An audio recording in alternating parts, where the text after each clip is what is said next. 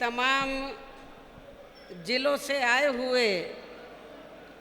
BSP संगठन व प्रबुद्ध वर्ग में से विशेषकर ब्राह्मण समाज के पार्टी के सभी छोटे बड़े पदाधिकारी,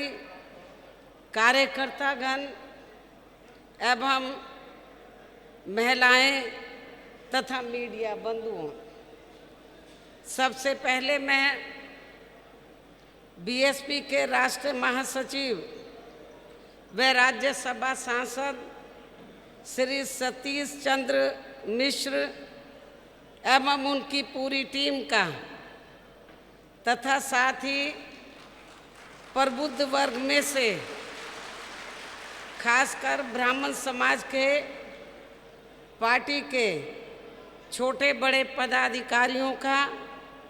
तथा पार्टी संगठन के भी सभी मुख्य सेक्टर प्रभारियों एवं जिला अध्यक्षों आदि का भी हार्दिक दिल से आभार प्रकट करती हूँ, जिन्होंने आपसी तालमेल व सूझबूझ के साथ बीजेपी व इनकी सरकार की हर चुनौती एवं हथकंडों आदि का मुकाबला करके यहाँ पहले चरण के तहत प्रबुद्ध समाज के किए गए अपने सभी जिला स्तरीय कार्यक्रमों को जबरदस्त कामयाब बनाया है। और इन कार्यक्रमों में मेरे दिशा निर्देशन में श्री एससी मिश्र ने प्रबुद्ध वर्ग में से अपने ब्राह्मण समाज के लोगों को भी दलितों की तरह कभी भी ना गुमराह होने वाला तथा ना ही किसी के बहकावे में व प्रलोभन आदि में भी आने वाला समाज बनाने का हर संभव पूरा प्रयास किया है। और यदि वास्तव में ऐसा संभव हो जाता है तो फिर हमारी पार्टी को यहाँ आगामी विधानसभा चुनाव में सन 2007 की तरह अपनी पूर्ण बहुमत की सरकार बनाने से कोई भी ताकत रोक नहीं सकती है। हालांकि इस मामले में मुझे अपने दलित वर्ग के लोगों पर शुरू से ये गर्व रहा है कि इन्होंने बिना गुमराह व बहकावे आदि में आए हुए पार्टी के कठिन से कठिन दौर में भी अपनी पार्टी का कभी भी साथ नहीं छोड़ा है। अर्थात ये लोग एक मजबूत चट्टान की तरह हमेशा अपनी पार्टी के साथ खड़े रहे हैं। साथ ही मैं यहाँ ये भी उम्मीद करती हूँ कि बीएसपी से जुड़े अन्य सभी वर्गों के लोग भी इनकी तरह अब आगे कभी भी गुमराह नहीं होंगे तथा ना ही किसी के बहकावे में व ना ही किसी के प्रलोभन आदि में भी आएंगे। जबकि इनको ये मालूम होना चाहिए कि पिछले कुछ वर्षों में चाहे यहाँ सपा की सरकार रही हो या वर्तमान में बीजेपी की सरकार चल रही हो, लेकिन इन सभी सरकारों की रही जातिवादी, संकीर्ण व पूंजीवादी सोच होने के कारण यहाँ सर्व समाज में से विशेषकर गरीबों, मजदूरों, कर्मचारियों, किसानों, छोटे व्यापारियों एवं अन्य मेहनतकश लोगों के साथ साथ दलितों, पिछड़ों, अक़लियतों व प्रबुद्ध वर्ग में से ब्राह्मण समाज के लोगों का भी हर स्तर पर काफ़ी ज़्यादा शोषण एवं उत्पीड़न आदि हुआ है, जो अभी भी जारी है, जिससे दुखी होकर अब ये ब्राह्मण समाज के लोग भी प्रदेश के नगर नगर, शहर शहर, गांव गांव, गली गली, कूचों व चौराहों आदि में ये खुलकर कहने लगे हैं कि इन सभी पार्टियों की सरकारों की तुलना में बीएसपी का शासनकाल हर मामले में व हर स्तर पर कई गुना बेहतर रहा है। लेकिन हमने बीजेपी के प्रलोभन भरे वायदों के बहकावे में आकर इस बार इनकी पूर्ण बहुमत की सरकार बना के बहुत बड़ी गलती की है। जबकि बीएसपी की रही सरकार ने ब्राह्मण समाज के लोगों की अपनी सुरक्षा, सम्मान व तरक्की आदि के मामले में हर स्तर पर अनेकों ऐतिहासिक कार्य किए हैं। साथ ही इन पर कोई भी जुल्म जाति आदि नहीं होने दी है तथा इनकी रोटी रोजी का भी पूरा ध्यान रखा है। इसके साथ साथ हमने अपनी पार्टी संगठन में व चुनाव में टिकट देने तथा सरकार बनने पर मंत्री आदि बनाने के मामले में भी इनको उचित प्रतिनिधित्व दिया है और इन सब बातों का एहसास कराने तथा इन्हें फिर से बीजेपी व अन्य पार्टियों के भी बहकावे में नहीं आने तथा इनके विकास एवं उत्थान आदि के लिए भी इन्हें पुनः पार्टी में जोड़ने के लिए बीएसपी द्वारा व मेरे दिशा निर्देशन में पार्टी के राष्ट्रीय महासचिव एवं राज्यसभा सांसद श्री सतीश चंद्र मिश्र के नेतृत्व में दिनांक 23 जुलाई सन 2021 से प्रबुद्ध वर्गों की विचार संगोष्ठी करने का कार्यक्रम अयोध्या से शुरू किया गया है और पहले चरण का ये कार्यक्रम प्रदेश के लगभग सभी जिलों में काफ़ी सफल रहा है, जिसका आज मेरे द्वारा समापन भी किया जा रहा है। वैसे पार्टी के इस पहले चरण के कार्यक्रम को विफल करने के लिए बीजेपी व इनकी सरकार ने हर प्रकार के साम, दाम, दंड भेद आदि हथकंडे भी खूब इस्तेमाल किए हैं, जिसमें इनको ज़्यादातर निराशा ही हाथ लगी है। साथ ही यहाँ मैं ये भी कहना चाहती हूँ कि श्री एससी मिश्र ने पूरे प्रदेश में अपने हर कार्यक्रम के दौरान पार्टी की सरकार बनने पर विशेषकर ब्राह्मण समाज के हित एवं कल्याण को लेकर जो कुछ भी कहा है तो उस पर आप लोगों को जरूर विश्वास करना चाहिए। और आज मैं खुद भी प्रबुद्ध वर्ग में से ब्राह्मण समाज के लोगों को भी ये वायदा करती हूँ कि यूपी में इस बार बीएसपी की सरकार बनने पर अन्य सभी समाज के लोगों के साथ साथ ब्राह्मण समाज की भी सुरक्षा, सम्मान व तरक्की आदि का सन 2007 में बीएसपी की पूर्ण बहुमत की रही सरकार की तरह ही इनका पुनः पूरा ध्यान रखा जाएगा तथा इनको किसी भी मामले में निराश नहीं होने दिया जाएगा। इतना ही नहीं बल्कि इनके साथ व अन्य समाज के लोगों के साथ भी संकीर्ण मानसिकता व जातिगत एवं राजनीतिक द्वेष की भावना से जो भी गलत कार्रवाई की गई है तो फिर बीएसपी की सरकार बनने पर उन सभी मामलों की उच्च स्तरीय जांच कराई जाएगी। जांच में दोषी पाए गए अधिकारियों के विरुद्ध सख्त कार्रवाई की जाएगी तथा पीड़ितों को न्याय व उनके आर्थिक हुए नुकसान की भी भरपाई की जाएगी, जिसके लिए अब इन लोगों को भी यहाँ आगामी विधानसभा चुनाव में सन 2007 की तरह ही बीएसपी से पुनः हर स्तर पर पूरी ईमानदारी व निष्ठा से खुलकर जुड़ना होगा। और इसके लिए श्री एससी मिश्र ने भी पार्टी के हर कार्यक्रम में विशेषकर अपने ब्राह्मण समाज को बीएसपी से जोड़ने का हर संभव पूरा प्रयास किया है, जिसमें हमें काफ़ी हद तक सफलता भी मिलती दिखाई दे रही है। और अब दूसरे चरण के तहत पार्टी के मंडल व विधानसभा स्तर पर बनाए गए सभी पदाधिकारियों को शहरों व गांवों आदि में जाकर अपने ब्राह्मण समाज को युद्ध स्तर पर बीएसपी में जोड़ना है। अर्थात अब इन्हें भी हर स्तर पर पार्टी को सहयोग देकर फिर से यहाँ सन 2007 की तरह ही बीएसपी की पूर्ण बहुमत की सरकार बनाना है। इसके साथ ही अब इनको दूसरे चरण के तहत प्रत्येक विधानसभा के शहरों, कस्बों व गांवों आदि में जाकर पहले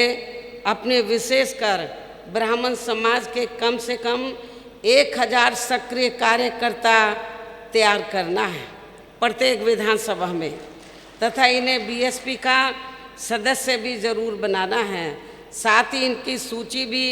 तैयार करनी है और सबसे पहले इनको रिजर्व सीटों पर ये कार्य करना है। उसके बाद फिर इनको सामान्य सीटों में भी ये कार्य करना है, जिनका फिर बंद जगह पर श्री एससी मिश्र व ब्राह्मण समाज के अन्य वरिष्ठ पदाधिकारियों द्वारा भी कैडर कैंप लिया जाएगा, ताकि फिर वे अपने अपनी विधानसभा में विशेषकर अपने ब्राह्मण समाज को बीएसपी से सही से जोड़ सके। इसके साथ साथ पहले चरण के तहत शहरों में प्रबुद्ध वर्ग की महिलाओं को भी तैयार किया जाएगा, जिनकी जिम्मेवारी हमने श्री एससी मिश्र की पत्नी श्रीमती कल्पना मिश्रा की पूरी टीम को सौंप दिए है। इसी प्रकार पूरे प्रदेश में पहले चरण के तहत खासकर रिजर्व सीटों को तैयार कर रहे पदाधिकारियों को भी ओबीसी व मुस्लिम समाज एवं क्षत्रिय समाज के लोगों को भी पूरे जी जान से उन्हें जोड़ने में लग जाना है, क्योंकि अब चुनाव का समय बहुत कम रह गया है। और अब मैं इस मौके पर मीडिया बंधुओं को भी अपनी पार्टी के संबंध में ये भी कहना जरूरी समझती हूँ कि बीएसपी सर्वजन हिताय व सर्वजन सुखाय की सोच व सिद्धांतों पर चलने वाली देश की अकेली एक ऐसी पार्टी है जिसकी कथनी व करनी में कभी भी कोई अंतर नहीं होता है, क्योंकि बीएसपी जो कहती है तो उस पर अपनी पूरी ईमानदारी व निष्ठा से अमल भी करती है। यही बीएसपी की खास राजनीतिक पहचान भी है। और इसी आधार पर यहाँ उत्तर प्रदेश में हमने अपनी 4 बार बनी सरकार भी चला कर दिखाई है। और इस दौरान हमने सभी जाति व धर्म के लोगों की सुरक्षा, सम्मान एवं तरक्की आदि पर पूरा ध्यान दिया है। इतना ही नहीं बल्कि हमारी पार्टी ने दूसरी पार्टियों की तरह ना तो कभी हवाई बातें की हैं तथा ना ही चुनाव के समय में किस्म किस्म के प्रलोभन भरे आश्वासन आदि देकर जनता को छलने का भी प्रयास किया है। इसके साथ ही हमारी पार्टी की चारों रही सरकारों ने हमेशा यहाँ सर्व समाज के हित एवं कल्याण में जमीनी तौर पर ही कार्य करके दिखाए हैं। और इस संदर्भ में वैसे आप लोगों को ये मालूम है कि सन 2007 में जब दलितों, आदिवासियों, पिछड़ों, मुस्लिम एवं अन्य धार्मिक अल्पसंख्यकों के साथ साथ अपर कास्ट समाज में से खासकर ब्राह्मण समाज के सहयोग से बीएसपी की पूर्ण बहुमत की यहाँ प्रदेश में पहली सरकार बनी थी, तो तब उनके विश्वास पर पूरी तरह से खरा उतरते हुए सरकार बनते ही हमने बिना मांग किए ही सामान्य वर्ग के लिए यानी कि अपर कास्ट समाज के लिए सरकारी भर्ती पर वर्षों से लगे प्रतिबंध को तत्काल हटा के उन्हें बड़ी संख्या में स्थायी सरकारी नौकरी दिए जाने की भी व्यवस्था सुनिश्चित की। साथ ही पुलिस विभाग में 2 लाख से अधिक नए पद सृजित करके उन पर नियुक्ति करने का भी ऐतिहासिक काम किया, जिससे सभी वर्गों व धर्मों के लोगों को काफ़ी लाभ पहुंचा है। इसके अलावा प्रदेश के सभी गांवों के लिए, देहातों के लिए एक सरकारी सफाई कर्मचारी नियुक्त करने की नई सरकारी व्यवस्था लागू करके एक मुश्त लगभग 1,10,000 अस्थायी नियुक्तियाँ पंचायत विभाग में की गई, जो ये भी एक अति महत्वपूर्ण उठाया गया कदम था। साथ ही विशेष अभियान के तहत सरकार के अधिकांश विभागों में रिक्त पड़े पदों को भी भरा गया। इस प्रकार से कुल मिलाकर बीएसपी की सरकार में किसी भी जाति व धर्म के लोगों के साथ कभी भी हमने कोई जुल्म जाति, अन्याय, अत्याचार व उनका शोषण आदि भी नहीं होने दिया है। साथ ही प्रदेश में हर स्तर पर कानून द्वारा कानून का राज भी स्थापित किया है। इतना ही नहीं बल्कि अपर कास्ट समाज में से ब्राह्मण समाज को भी अन्य समाज की तरह ही पार्टी व सरकार में हर स्तर पर उचित भागीदारी देकर उनको पूरा मान सम्मान एवं सुरक्षा आदि प्रदान की गई तथा जिस पर कभी भी कोई समझौता नहीं किया गया है। लेकिन ठीक इसके विपरीत सन 2012 में सत्ता परिवर्तन होने के बाद जब सपा की सरकार बनी तो तब उस पार्टी की कथनी व करनी में अंतर होने तथा जातिगत द्वेष एवं दुर्भावना आदि होने के कारण सर्व समाज में से ब्राह्मण समाज को भी काफ़ी बड़े पैमाने पर उत्पीड़न व शोषण आदि होने का शिकार होना पड़ा, जिससे दुखी होकर फिर ये लोग सपा सरकार से मुक्ति पाने के लिए भाजपा की बड़ी बड़ी बातों के बहकावे में व प्रलोभन आदि में आ गए और उनको अपना वोट देकर उनकी भारी बहुमत की सरकार बड़ी उम्मीदों के साथ बनवा दी, जिस पर ये सरकार अभी तक भी खरी नहीं उतरी है। और अब इस भाजपा सरकार के शासनकाल में भी उन पर जुल्म जाति, अन्याय, अत्याचार, शोषण व द्वेषपूर्ण कार्रवाई आदि होनी कम नहीं हुई है, बल्कि उनके विरुद्ध दिल दहलाने देने वाली ऐसी घटनाएं भी हुई हैं जो देश भर में चर्चा का विषय रहा है, जिससे अब प्रबुद्ध वर्ग में से विशेषकर ब्राह्मण समाज के लोग भाजपा सरकार की ऐसी गलत नीतियों व उनकी जातिवादी एवं द्वेषपूर्ण कार्यशैली आदि से काफ़ी ज़्यादा दुखी व त्रस्त ही नहीं बल्कि काफ़ी ज़्यादा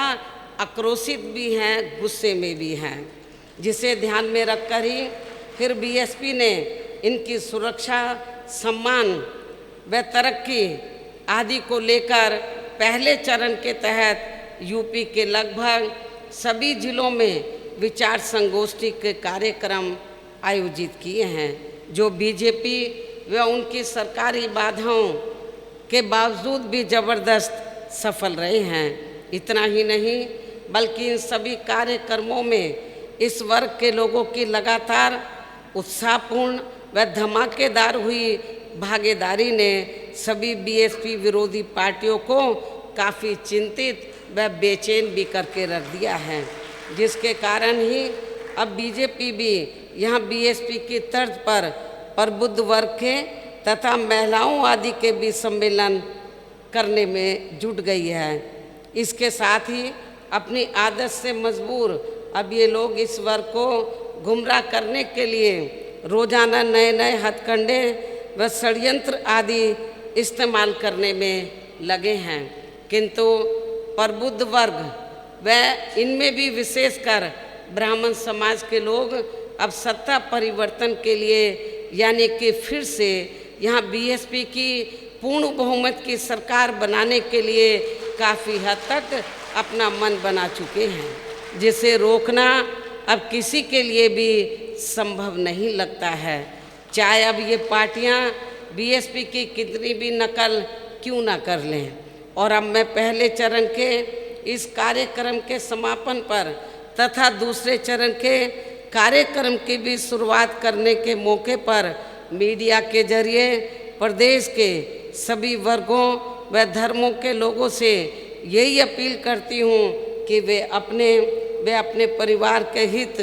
एवं कल्याण के लिए तथा उनके जान माल व ईमान की सुरक्षा एवं मान सम्मान आदि के साथ साथ बेहतर भविष्य के लिए भी दलित समाज की तरह वे उनसे प्रेरणा लेकर पूरे तन मन धन से बीएसपी से जरूर जुड़ें।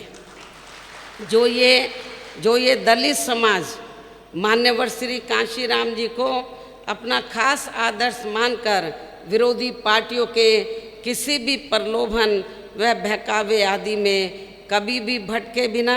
तथा उनके सभी साम दाम दंड भेद आदि हथकंडों का भी काफ़ी डटकर सामना करते हुए परम पूज्य बाबा साहब डॉक्टर भीमराव अंबेडकर की एकमात्र अनुयायी पार्टी व उनके मजबूत नेतृत्व के साथ हमेशा एक चट्टान की तरह खड़े रहे हैं, जो ये हमारी पार्टी के लिए काफ़ी गर्व की भी बात है। इसके साथ ही अब मेरा अपर कास्ट समाज में से विशेषकर ब्राह्मण समाज के लोगों से भी ये वायदा है कि प्रदेश में बीएसपी की सरकार बनने पर यहाँ दलितों,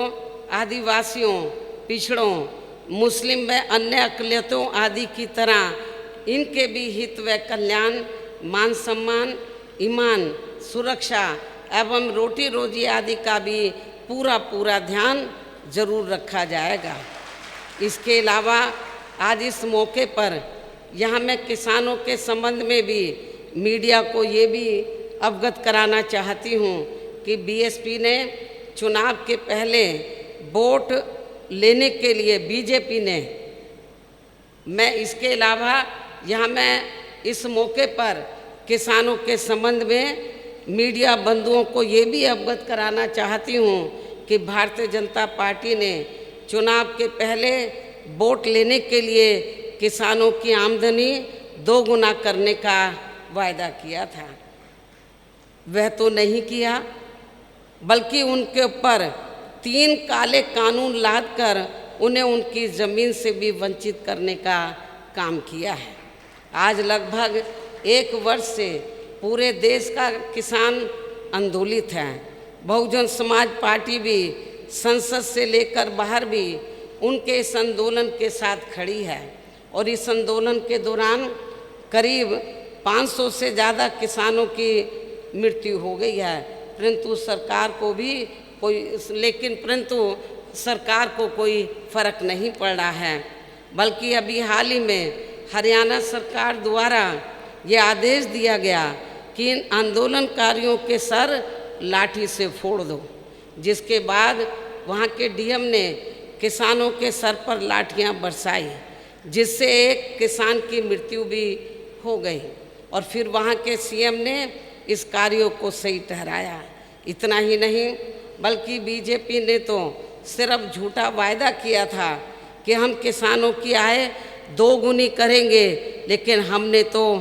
ऐसा करके दिखाया है, अर्थात अपनी हुकूमत में किसानों की आय 2 गुना करके दिखाई है। और इस मामले में किसानों को ये मालूम है, उत्तर प्रदेश के किसानों को ये मालूम है कि सन 2007 में किसानों को गन्ने का मूल्य सिर्फ 125 रुपये प्रति क्विंटल मिलता था मेरी गवर्नमेंट बनने से पहले। हमने उसे हर साल बढ़ाया। जब मेरी गवर्नमेंट बनी तो हमने उसे हर साल बढ़ाया, और जब हमने सरकार छोड़ी थी तो तब उसका मूल्य 2 गुना हो चुका था, अर्थात हमने उसे 250 रुपये प्रति क्विंटल कर दिया था। परंतु ठीक इसके विपरीत सन 2012 से सन 2017 के दौरान जबकि सपा की सरकार थी, तो पूरे 5 वर्ष के कार्यकाल में केवल 1 बार मामूली सी बढ़ोतरी की गई थी। और जहाँ तक भारतीय जनता पार्टी का सवाल है, तो उसने तो सन 2017 से 2021 के बीच में, यानी कि अपने लगभग पूरे 5 साल में 1 भी रुपया नहीं बढ़ाया है। जबकि झूठे वायदे करके इस पार्टी ने किसानों का वोट लेते वक्त ये कहा था कि हम किसानों की आमदनी 2 गुना बढ़ा देंगे। इसके साथ ही आज मैं फिर से किसानों को ये भी विश्वास दिलाना चाहती हूँ कि यूपी में बीएसपी की सरकार बनने पर किसानों को उनकी उपज का वाजिब दाम दिया जाएगा। साथ ही केंद्र सरकार द्वारा किसानों पर जबरन थोपे गए 3 कृषि कानूनों को यहाँ कतई भी लागू नहीं होने दिया जाएगा। इसके साथ ही मैंने दिनांक 30 जुलाई 2021 को वित्त विहीन प्रबंधक एवं शिक्षक महासभा उत्तर प्रदेश के प्रतिनिधि मंडल से मिलने पर वे उनकी सभी मांगों को सुनने के बाद तथा उनकी सभी समस्याओं को गंभीरता से लेते हुए हमने इस मामले में ये भी तय किया है कि सन 2022 में बीएसपी की सरकार बनने पर तुरंत एक आयोग गठित किया जाएगा और इस आयोग के माध्यम से अतिशीघ्र रिपोर्ट लेकर इनकी सभी जायज़ मांगों का स्थायी हल निकाला जाएगा और ख़ास तौर से जो पात्र शिक्षक एवं कर्मचारी इन स्कूलों में कार्यरत हैं तो उन्हें सम्मानजनक मानदेय देने की भी व्यवस्था की जाएगी तथा इनकी सेवा नियमावली भी बनाई जाएगी। इसके अलावा मुझे संस्कृत विद्यालयों के संबंध में भी ये मालूम हुआ है कि उत्तर प्रदेश में जो सरकारी संस्कृत विद्यालय हैं उनको भारतीय जनता पार्टी की सरकार द्वारा सरकारी धनराशि उपलब्ध नहीं कराई गई है, जिस कारण अब लगभग 50% संस्कृत विद्यालय बंद हो गए हैं तथा बाकी विद्यालय भी बंदी के कगार पर हैं। लेकिन बहुजन समाज पार्टी की सरकार बनने पर फिर इन सभी संस्कृत विद्यालयों को सरकारी धनराशि उपलब्ध कराई जाएगी और उन्हें पुनः संचालित किया जाएगा तथा अध्यापकों व अन्य स्टाफ के खाली पड़े सभी पदों को भी यथाशीघ्र भरा जाएगा। मुझे कल मीडिया के जरिए ये भी मालूम हुआ है कि आरएसएस प्रमुख श्री मोहन भागवत ने कहा है कि हिंदुओं व मुसलमानों के पूर्वज एक ही हैं, लेकिन इस बारे में मैं उनसे ये पूछना चाहती हूँ कि यदि हिंदुओं व मुसलमानों के पूर्वज एक ही हैं तो फिर आरएसएस व इनकी बीजेपी यहाँ हर स्तर पर मुसलमानों के साथ सौतेला रवैया क्यों अपना रही है, ये भी सोचने की बात है। इसके साथ ही मुसलमानों का वोट फिर इनको अपनी सरकार में अपनी सरकार में तबाह व बर्बाद करने के मामले में भी सपा व कांग्रेस पार्टी भी कोई कम नहीं है। खासकर पश्चिमी यूपी का मेरठ मलियाना कांड व मुजफ्फरनगर कांड को यहाँ के मुस्लिम लोगों को जल्दी से भूलना नहीं चाहिए, ये भी मेरी उनसे खास अपील है। और इस मामले में वैसे ये बात भी सर्वविदित है कि बीएसपी जो कहती है वह करके भी दिखाती है। और अब मैं मीडिया बंधुओं को अपने खुद के बारे में भी ये बताना चाहती हूँ कि मैं 2 फरवरी सन 2021 से लगातार यहाँ लखनऊ में स्थित हूँ, मौजूद हूँ और आए दिन मैं पार्टी की छोटी बड़ी बैठकें लगातार यहाँ ले रही हूँ। मीडिया आदि में भी मैं बीच बीच में ज़रूरत अनुसार अपनी पार्टी का स्टैंड रखती रही हूँ, लेकिन फिर भी यहाँ खासकर कुछ जातिवादी मानसिकता वाला मीडिया मेरे बारे में अक्सर यही चर्चा करता रहता है कि बीएसपी प्रमुख अभी बाहर क्यों नहीं निकल रही है, जबकि वास्तव में इसका मुख्य कारण कोरोना नियमों की आड़ में भाजपा की सरकारी मशीनरी द्वारा अपनी पार्टी के लोगों पर जानबूझकर षड्यंत्र के तहत की जाने वाली उनकी ज़बरदस्ती की कार्रवाई से उन्हें बचाना है। जैसा कि पार्टी के किए गए प्रबुद्ध वर्ग के कार्यक्रमों में हमें ऐसा काफ़ी कुछ होते हुए देखने के लिए मिला है। इतना ही नहीं बल्कि पार्टी से जुड़े प्रबुद्ध वर्ग के लोगों को बहुत कम संख्या में इन कार्यक्रमों में इन्हें आने दिया है, लेकिन वहीं दूसरी तरफ मेरे ऐसे कार्यक्रम में इनके लाख रोकने के बावजूद भी पार्टी के लोग बड़ी संख्या में आने से कतई भी रुकने वाले नहीं हैं। और फिर यही होता, यदि मैं चली भी जाती फील्ड में तो यही होता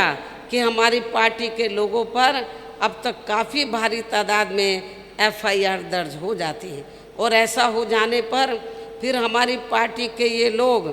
खासकर चुनाव के समय में अपने अपने क्षेत्र के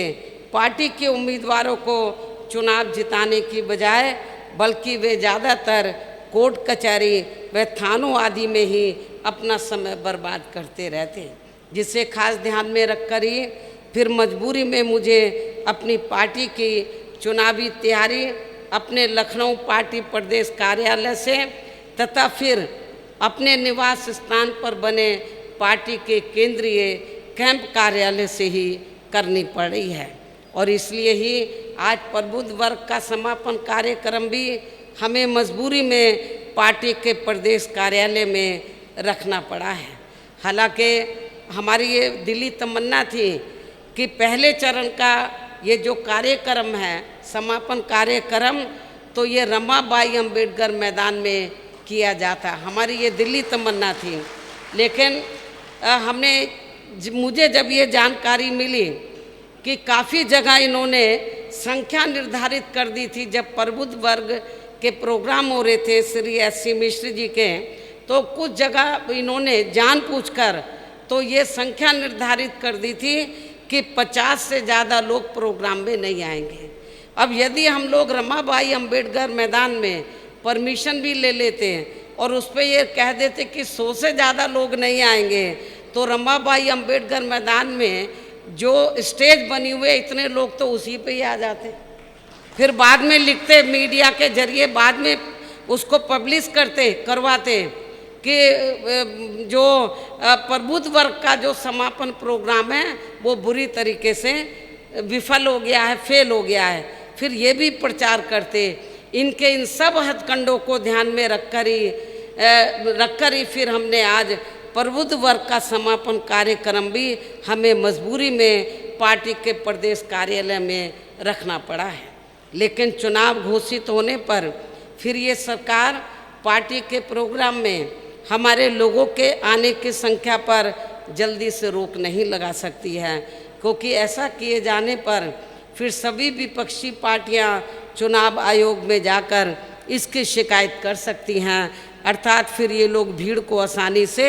रोक नहीं सकते हैं। इस प्रकार इन सब बातों को ध्यान में रखकर हमें चुनाव घोषित होने से पहले अब बहुत ही संभल कर चलना होगा।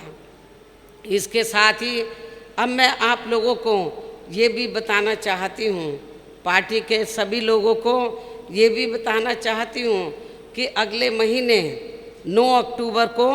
BSP के जन्मदाता एवं संस्थापक मान्यवर श्री कांशीराम जी की पुण्यतिथि है। और आप लोगों को ये भी मालूम है कि हमारी पार्टी की रही सरकार ने इनके आदर सम्मान में व इनके नाम पर यहाँ प्रदेश की राजधानी लखनऊ में बड़ा भारी स्मारक स्थल भी बनाया है। और पिछले कई वर्षों से इस मौके पर आप लोग यहाँ लखनऊ आकर इनको अपने श्रद्धा सुमन अर्पित नहीं कर पा रहे हैं, बल्कि इसके स्थान पर आप लोग लखनऊ मंडल को छोड़कर बाकी मंडलों में मंडल स्तर पर विचार संगोष्ठी के जरिए इनको अपने श्रद्धा सुमन अर्पित कर रहे हैं। लेकिन आप लोगों के विशेष आग्रह पर इस बार आप लोग पूरे प्रदेश से यहाँ लखनऊ आकर मान्यवर श्री कांशीराम जी को अपने श्रद्धा सुमन अर्पित करेंगे। अर्थात इस बार आप लोग मंडल स्तर पर कोई भी प्रोग्राम नहीं करेंगे, बल्कि पूरे प्रदेश से बड़ी संख्या में आकर आप लोग इनको लखनऊ में जहां मान्यवर श्री कांशीराम जी का स्मारक स्थल बना है वहां आकर उनको अपने श्रद्धा सुमन अर्पित करेंगे। और आप लोगों के साथ साथ फिर मैं खुद भी उस दिन मान्यवर श्री कांशीराम जी के स्मारक स्थल पर पहुंचकर उनको अपने श्रद्धा सुमन अर्पित करूंगी तथा आप लोगों का भी आभार प्रकट करूंगी।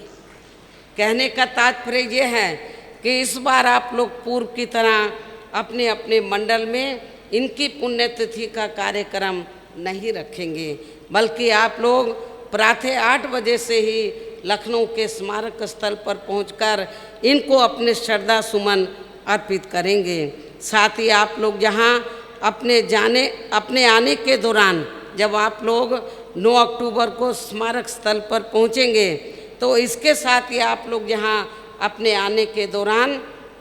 अपने खाने का भी खुद ही प्रबंध करके लाएंगे। इसके बाद अर्थात श्रद्धा सुमन अर्पित करने के बाद फिर आप लोग अनुशासित तरीके से अपने अपने क्षेत्रों में वापिस चले जाएंगे। पार्टी के जिम्मेवार लोग इसके लिए इनकी पूरी मदद भी करेंगे। लेकिन लखनऊ में आते व वापिस जाते समय भी पार्टी के लोगों को कोरोना नियमों का भी पालन करना बहुत ज़रूरी है। वैसे भी अब कुछ नहीं कहा जा सकता कि पूरी दुनिया में वे अपने भारत देश में भी कब और नई बीमारी आ जाए, लेकिन कुदरत से तो हम यही प्रार्थना करते हैं कि अब कोरोना की तरह आगे कोई भी बीमारी, कोई भी नई बीमारी अपने भारत देश में या दुनिया में ना आए। हालांकि अब तो वैसे भी किसी का कोई भरोसा नहीं कि अब कौन स्वस्थ व्यक्ति भी अचानक दुनिया से चला जाए। जैसा कि अभी हाल ही में एक युवा व स्वास्थ्य के मामले में एकदम स्वस्थ फिल्म कलाकार का अचानक मौत के मुंह में चले जाना हमें देखने को मिला है। ऐसे हालातों में अब हमें कोरोना जैसी महामारी से बचने के लिए सरकारी नियमों का पालन करना बहुत ज़रूरी है। इसलिए 9 अक्टूबर को लखनऊ में पार्टी के लोग मास्क लगा कर ही आएंगे। जब आप लोग इधर लखनऊ आएंगे 9 अक्टूबर को तो कोई भी बिना मास्क लगाए हुए लखनऊ में स्मारक स्थल पर नहीं पहुंचेगा। आप लोग सब अपना मास्क लगाकर ज़रूर आएंगे। और इस संदर्भ में और भी ज़रूरी दिशा निर्देश देने के लिए मैंने प्रदेश के सभी मंडलों के पार्टी संगठन के केवल मुख्य सेक्टर प्रभारियों की, जो पूरे मंडल को देख रहे हैं, जिलों को नहीं, जो पूरे मंडल को देख रहे हैं उनकी, तथा सभी 75 जिला अध्यक्षों की भी कल प्रातः 11 बजे से यहाँ प्रदेश कार्यालय में अति ज़रूरी बैठक भी बुलाई है, जिसको मैं खुद ही लेने वाली हूँ। और अब मैं पहले चरण के तहत प्रदेश के लगभग सभी जिलों में प्रबुद्ध वर्ग के किए गए कार्यक्रमों का जो ज़बरदस्त सफल रहे हैं, इसके पहले चरण का समापन करते हुए अपनी बात को यही विराम देती हूँ। लेकिन इसके साथ ही मैं आप लोगों को फिर से ये विश्वास दिलाना चाहती हूँ कि उत्तर प्रदेश में इस बार जब बीएसपी की सरकार पूर्ण बहुमत की बनेगी सन 2007 की तरह, तो मैं आपको विश्वास दिलाना चाहती हूँ कि जिस प्रकार सन 2007 में बीएसपी की पूर्ण बहुमत की सरकार बनी और हमने अपने पूरे कार्यकाल में सर्वजन हिताय अपनी सरकार की हर नीति सर्वजन हिताय सर्वजन सुखाय के आधार पर बनाकर जो सर्व समाज के हितों का हर स्तर पर हर मामले में पूरा ध्यान रखा है, तो मैं आपको ये वायदा करती हूँ, विश्वास दिलाना चाहती हूँ कि आप लोगों को जब आपकी ये सरकार फिर से बन जाएगी तो आप लोगों को सन 2007 के दौरान जैसे हमारी सरकार बनी, जिस प्रकार से हमने आप लोगों के हितों का, अकेले दलितों का नहीं, पिछड़ों का नहीं, अक़लियतों का नहीं, बल्कि अपर कास्ट समाज के लोगों का भी, और अपर कास्ट समाज में से खासकर ब्राह्मण समाज के लोगों का भी, क्योंकि उस चुनाव में इनका बढ़ चढ़कर योगदान रहा है। तो हमने सर्व समाज के हितों का हर स्तर पर हर मामले में पूरा ध्यान रखा है और उत्तर प्रदेश को बेहतरीन कानून व्यवस्था दी है। अभी हमारी महिलाएं इधर आई हुई हैं बड़ी तादाद में, लेकिन वर्तमान सरकार में और पिछली सपा सरकार में भी आप लोगों को देखने के लिए मिला है कि हमारी महिलाएं दिन छिपे के बाद वो अकेले अपने घर से आज भी वो नहीं निकल सकती हैं। चाहे वो बीजेपी के लोग जो वर्तमान गवर्नमेंट है, मुझे चाहे वो कितना भी नाटकबाजी क्यों ना कर लें, क्योंकि मुझे ये मैंने एक चैनल देख रही थी, हिंदी चैनल, तो उसमें बीजेपी वाले एक भाभी जी को लेकर घूम रहे थे। तो वो औरतों में जाकर, महिलाओं में जाकर पूछ रही है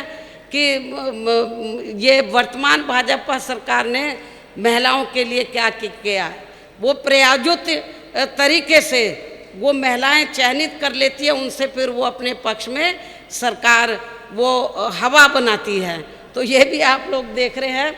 तो बिहार के तर्ज पर ये कर रहे हैं। अभी पता नहीं एक नहीं कितनी भाभीियों को लेकर ये घूम ले। अब महिलाएं इनके चक्कर में जल्दी से आने वाली नहीं है, इनके बहकावे में जल्दी से आने वाली नहीं है। और इसके साथ ही मैं मीडिया बंधुओं को और आप सभी लोगों को ये विश्वास दिलाना चाहती हूँ कि मेरी पूर्व की रही चारों सरकारों में, चारों सरकारों में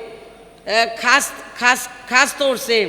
दलित, आदिवासी एवं अन्य पिछड़े वर्ग में जो समय समय पर संत गुरु और महापुरुष हुए, जिन्होंने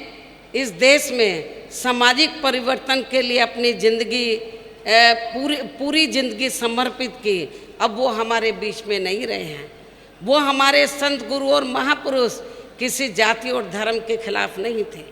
वो हमारे संत गुरु और महापुरुष इस देश में जो गैर बराबरी वाली सामाजिक व्यवस्था बनी है, उसको बदलकर वो समतामूलक समाज व्यवस्था बनाना चाहते थे। आज उन्हीं के ही बताए हुए रास्तों पर चलकर बहुजन समाज पार्टी इस कार्य में लगी हुई है। पूरे देश में हम लोग समतामूलक समाज बनाने का प्रयास कर रहे हैं और इसीलिए हमारी पार्टी कोई एक जाति विशेष की नहीं है, एक धर्म विशेष की नहीं है, बल्कि सर्व समाज की पार्टी है। ये सर्व समाज की पार्टी है। तो इसलिए मैं आप लोगों को ये बताना चाहती हूँ कि जिन्होंने ऐसे जो संत गुरु और महापुरुष हुए, जिन्होंने इस देश में समतामूलक समाज व्यवस्था बनाने की कोशिश की, तो मेरी 4 रही सरकारों में मैंने अपनी चारों बार की रही सरकारों में उनके आदर सम्मान में, तो दिल्ली के नज़दीक नोएडा में और उत्तर प्रदेश की राजधानी लखनऊ में तो जो जरूरी थे वो हमने स्मारक, संग्रहालय, पार्क व मूर्तियाँ आदि स्थापित की। ये आप लोगों को मालूम है। और जो हमें काम करना था हमने अपनी पिछली 4 रही सरकारों में पूरा कर दिया, उनके मान और सम्मान में। अब हमें कोई नया, फिर से हमें कोई नया स्मारक या पार्क या उनकी मूर्तियाँ आदि फिर से लगाने की जरूरत नहीं पड़ेगी। जितना मुझे काम करना था मैंने थोक के भाव कर दिया, कई गुना ज़्यादा आदर सम्मान देकर उनको कर दिया। अब तो जब आगे सरकार बनेगी केवल उनके रख रखाव का ध्यान रखा जाएगा। कहने का तात्पर्य यह है कि अब आगे 5वीं बार जब बीएसपी के नेतृत्व में सरकार बनेगी तो मेरी पूरी ताकत अब ये स्मारक, संग्रहालय, मूर्ति या पार्क आदि बनाने पर नहीं लगेगी, बल्कि मेरी पूरी ताकत उत्तर प्रदेश की जो तस्वीर है उसको बदलने में लगेगी। तो पूरा देश ये कहे, पूरा दुनिया ये कहे कि शासन हो तो बीएसपी की तरह शासन होना चाहिए। बच्चा बच्चा ये कहे कि बहुजन समाज पार्टी की मुखिया ने तो उत्तर प्रदेश की तस्वीर बदल दिया है, तो मेरी पूरी ताकत उत्तर प्रदेश की तस्वीर बदलने में लगेगी। लेकिन यहाँ मैं सभी धर्मों के लोगों को ये भी विश्वास दिलाना चाहती हूँ, यदि कुछ धर्म के लोग ये चाहते हैं कि उनके भी संतों गुरुओं को आदर सम्मान मिले, तो उनको भी मैं विश्वास दिलाना चाहती हूँ। दलित, पिछड़े वर्ग और आदिवासी समाज में जो संत गुरु महापुरुष हुए हैं उनको तो मैंने आदर सम्मान देकर अपना काम पूरा कर दिया है। लेकिन इसके अलावा अन्य वर्गों में से जो लोग ये चाहते हैं कि हमारे संतों गुरु और महापुरुषों का भी आदर सम्मान किया जाए, तो उनकी धार्मिक भावनाओं का खास तौर से हम लोग सम्मान करते हुए उनको भी पूरा पूरा आदर सम्मान दिया जाएगा। ये भी मैं उनको विश्वास दिलाना चाहती हूँ। अब मैं अंत में आप लोगों का और ज़्यादा समय न लेते हुए खास तौर से जो हमारे संत गुरु और महापुरुष हुए हैं, जिन्होंने अपनी पूरी जिंदगी इस देश में जो गैर बराबरी वाली सामाजिक व्यवस्था को बदलकर समतामूलक समाज व्यवस्था बनाने के लिए उन्होंने लगा दी, अब वो हमारे बीच में नहीं रहे हैं। उनको मैं नमन करते हुए अब आप लोगों से रजा लेती हूँ। जय भीम, जय भारत।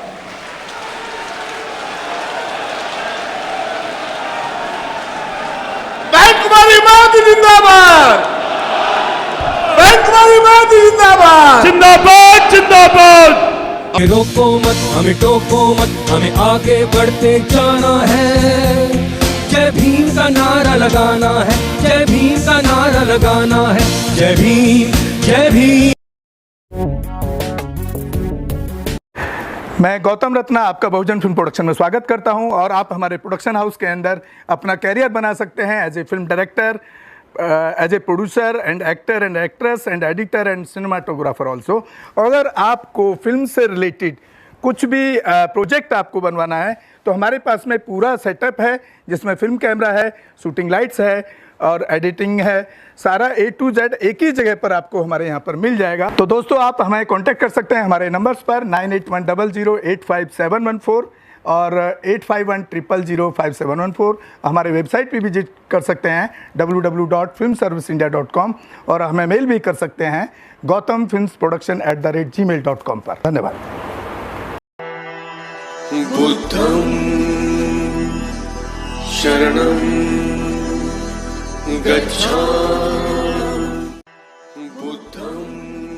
अंबेडकर नेशन चैनल आर्थिक समस्या से गुजर रहा है। अगर आप बहुजन समाज में बाबा साहेब अंबेडकर और तथागत बुद्ध की विचारधारा को अधिक से अधिक लोगों तक पहुंचाना चाहते हैं तो हमें आर्थिक सहयोग प्रदान करें, ताकि हम अपने चैनल के माध्यम से देश विदेश में समता, बंधुता, एकता और संवैधानिक अधिकारों को ज्यादा से ज्यादा लोगों तक पहुंचा सकें। आप अपनी सहायता राशि नीचे लिखे खाते में जमा करा सकते हैं। खाता धारक गौतम रत्ना, खाता संख्या 3169576865 IFSC कोड SBIN 0060336, बैंक भारतीय स्टेट बैंक। आप हमारे बैंक खाते का विवरण स्क्रीन पर भी देख सकते हैं।